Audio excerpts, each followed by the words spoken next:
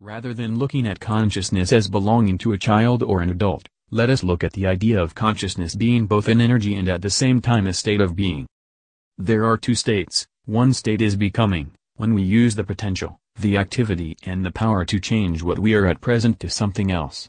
The other state is being. We become, we are. In consciousness both these possibilities exist, of becoming and of being, and these possibilities actualize themselves when in the right environment. When we are born, our consciousness is pure, without any influences or impressions of the present-day environment. That pure consciousness remains with us in our young days until the age of 8. This state of consciousness is like a sponge, it is simply absorbing everything, absorbing the information received through the senses, absorbing the information received through the interactions, absorbing the information received through the intellectual and emotional inputs.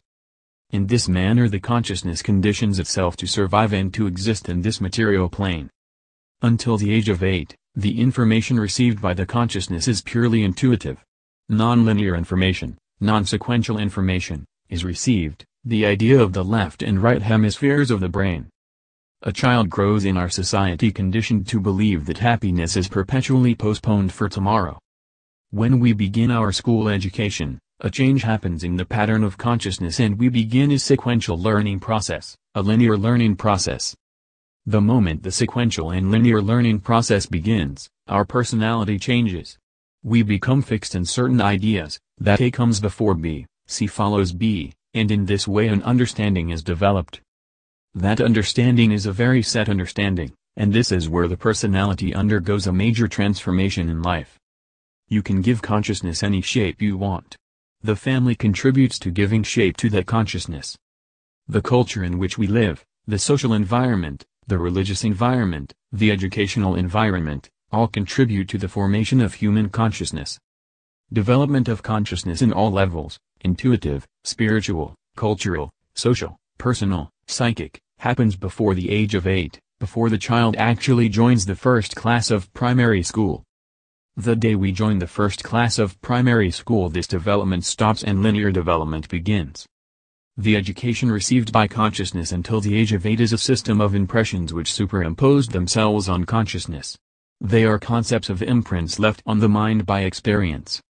Many traditions and philosophies have greatly emphasized the need for greater awareness during our stages of spiritual development before the age of 8, because in your future life, when you grow up, when you are 30 or 40 or 60, you become that person. You express those qualities and habits which you imbibed before the age of 8. What you are today is what you were made before the age of 8. What you were made after the age of 8 is seen in the degrees and diplomas you have in your homes, in your bags and in your workplaces. That is your qualification to survive in the world, which you received after the age of 8. But the nature, the mind and the responses of the mind, the ability to manage situations in life and to deal with people, all these abilities you gained in your childhood, in that subtle education which was imbibed by the consciousness. And it is this consciousness which has to be nurtured more and more. There is a different mind beyond the rational, intellectual mind, which we call the psychic mind, or the intuitive mind, or the higher mind. When that higher mind kicks in, the mental faculties open up and manifest. It is this nature which has to be cultivated in a child. It has been the experience of people who have been working with children for many years that the receptivity of children is much greater than that of grown-ups. They understand things in a different way and in a better way because their mind is not cluttered with impressions, ideas and concepts. Their mind is free. While saying a little, they understand a lot. There is the limitation that they are not able to express themselves, not able to convey what they desire or feel or need or want, but their mental frequencies are much higher than the predefined frequencies of grown-ups. Grown-ups function in predefined frequencies according to their education, but children are intuitive. The main thrust of yoga education for children is to provide them with the appropriate consciousness which can be useful for them in their lives. Classification of consciousness. Normal consciousness is classified in 4 compartments: waking, dreaming, sleeping and spiritually awakened. But the consciousness of children functions at a different level, at the intuitive level, until the age of 8. So for children the classification is different. It is intuitive and awake, intuitive and dreaming, intuitive and sleeping and intuitive and creative. This is the division of consciousness in a child. That is the major difference between a child's expression of the conscious faculties and a grown-up's expression of the conscious faculties. In the course of time, psychologists and psychoanalysts will come to this understanding that the consciousness of children has a different set, which is the flowering spiritually awakened, the highest intuitive spiritual awareness. We have lost that intuitive ability with the sequential and linear understanding of education that we have received. So we need to move from the so-called present waking state, to being spiritually awakened. We have to learn how to become like a child again. Hello.